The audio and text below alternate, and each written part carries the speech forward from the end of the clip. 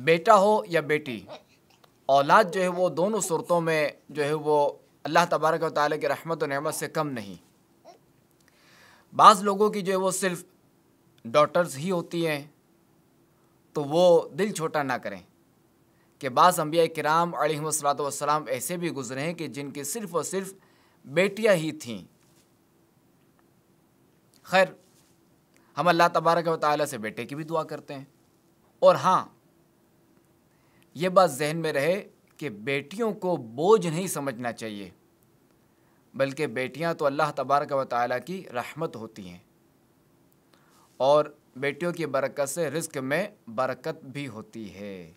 जब जो है वो किसी की एक दो बेटियां हो जाती हैं तो वो ख्वाहिश करते हैं कि हमारे यहाँ बेटा भी हो जो कि हमारे बुढ़ापे का सहारा बने।